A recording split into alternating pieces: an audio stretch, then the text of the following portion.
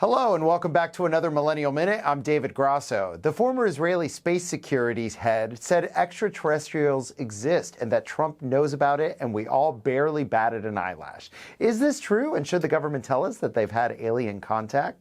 You've already heard from a guest. They're both friends of the show and friends of mine, Ajay Bruno and Max Burns.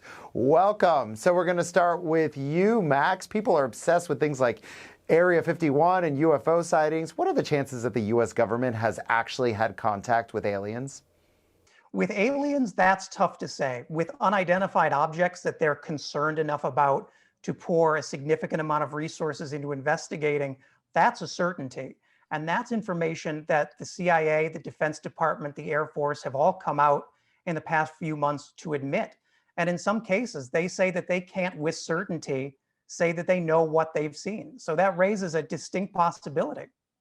So as a journalist, AJ, I'm thinking it might be government, other stuff, keeping it a secret from other government people, perhaps foreign people, maybe not aliens?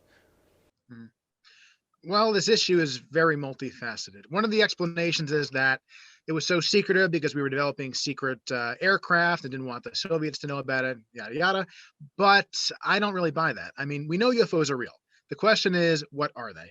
And there are too many weird, unexplained things. We now have videos being released by the government that are very strange. There are witnesses, all sorts of pilots and former military personnel, engineers, etc. Too many people with too many weird stories, and they're credible witnesses. So I think if this were something being tried in a court of law, is there proof beyond a reasonable doubt that something funny is happening here? I say it's likely. I'm always a little bit skeptical. But something is very fishy. When it comes to conspiracy theories, this is one that might have some truth to it. And frankly, we should be outraged. Imagine if the government has been covering this up for decades and decades, actually intimidating people, lying, etc. If this were true, that should make us lose a lot of whatever faith we have in our government. And I'm pretty disturbed by the possibility that it is. Yeah, so Max, let's pull that thread a little bit. So the CIA released documents of UFOs, but didn't confirm alien contact, of course. Why did it come out like that?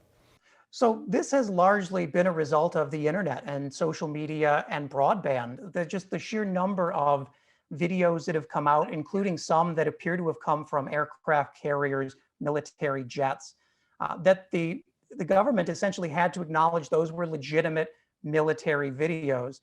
And one of the challenges, as was just mentioned, is that people, especially in the military, have been punished for talking openly about these investigations, even though the Defense Department said recently that of all the videos that have been released, they reviewed them all. They could not find a single instance where releasing one of those videos revealed any sensitive capabilities or jeopardized national security. So this is something where transparency would really help to see the people who have sort of paid a price for doing something the Pentagon doesn't even say is wrong. So do you believe in aliens, Max, or you just think it's just government keeping secrets from other forms of government, we'll call it? I've worked with enough politicians to be certain aliens exist, and many of them have run for Congress. How about you, AJ? Yeah, there's more than a few aliens in our government, so we should be very concerned about that takeover. But yeah, I mean, they're real almost certainly, whether they've come here or not. I think there's a strong possibility. I can't say 100%, but it's something we can't ignore. Well, I don't know if I believe in aliens, but we'll save that for another day. On that note, thank you both for the very fascinating conversation. Thanks.